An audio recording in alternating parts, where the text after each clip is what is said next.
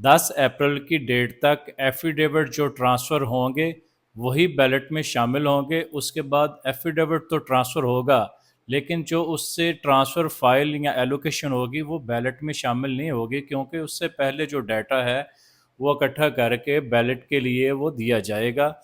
और जो allocation file है वो बैलेट की डेट से एक दिन पहले तक जो ट्रांसफ़र हो चुकी होगी वो बैलेट में शामिल होगी। अब लोग ये जानना चाहते हैं कि जो हमारी फ़ाइल है क्या वो बैलेट में शामिल होगी कि नहीं। ये मैं आपको पहले भी बता चुका हूँ। आप अपनी फ़ाइल को एक दफ़ा देख लें, जिसके ऊपर एलोकेशन लिखा होगा पहली लाइन के ऊपर और आपकी तस्वीर लगी होगी, वो वाली फ़ाइल आपको चेक करवाने की ज़रूरत नहीं है, ना डीएचए से ना किसी और से। वो आपकी फ़ाइल बैलेट में शामिल हो जाएगी।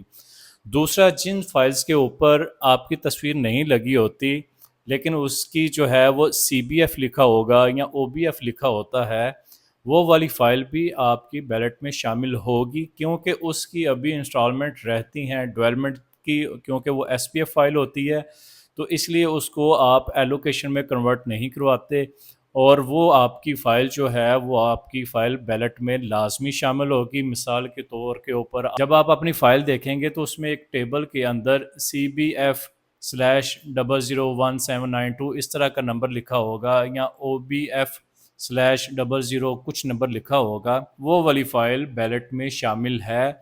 उसको आपको उसकी ना कोई आपको रिक्वेस्ट देनी पड़ेगी, ना कोई एक्स्ट्रा फ़ीस देनी पड़ेगी, ना ही आपको डीएचए से चेक करवाने की ज़रूरत है। अब यहाँ पे एक और चीज़ है, जिन लोगों के पास इंटीमेशन लेटर है, जिन्होंने एफिडेविट लिया था और उनको डीलर्स ने, इन्वेस्टर ने, ज़िम्मेदार ने या जिसने भी उसका इंटीमेशन आपको दिया है 10,000 की ट्रांसफ़र फ़ीस जमा करवाने के बाद, अब आपके पास इंटीमेशन लेटर है, आप कहते हैं कि भाई मेरे पास एलोकेशन नहीं है और मैं बैलेट में जाना चाहता हूँ। तो जिस बंदे ने इंटीमेशन रखा हुआ है उसके साथ एक मेंबरशिप फॉर्म भी होता है।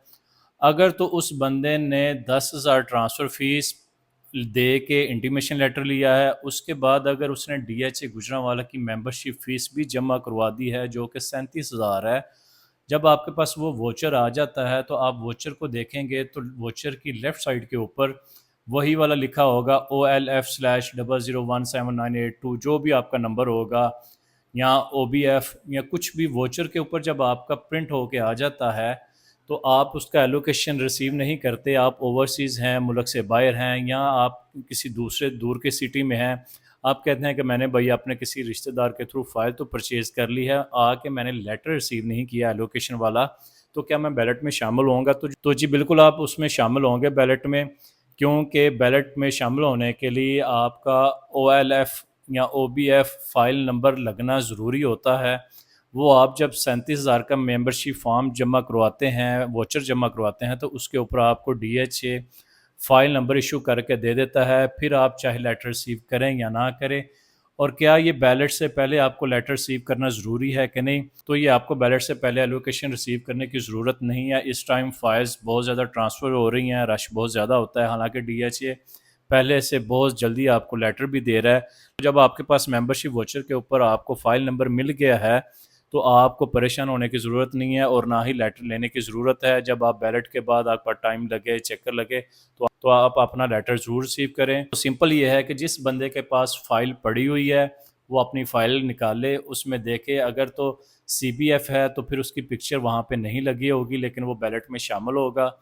अगर आपके पास ओबीएफ फ़ाइल है तो उसका आपको नंबर लिखा हुआ अगर मिलता है तो आपको परेशान होने की ज़रूरत नहीं है। अगर आपके पास एफिडेविट इंटीमेशन फ़ाइल पड़ी हुई है और आपने 37,000 वाला वोचर जमा करवाया हुआ है और वोचर के ऊपर आपका OLF स्लैश कुछ नंबर जो है वो लिखा हुआ है, तो आपको परेशान होने की ज़रूरत नहीं है। आपका नाम बैलेट में शामिल होगा। आप बैलेट वाले दिन अपना फ़ाइल नंबर वो वाला लिखेंगे, साथ CNIC नंबर लिखेंगे, तो आपके सामने आपका रिज़ल्ट आ जाएगा।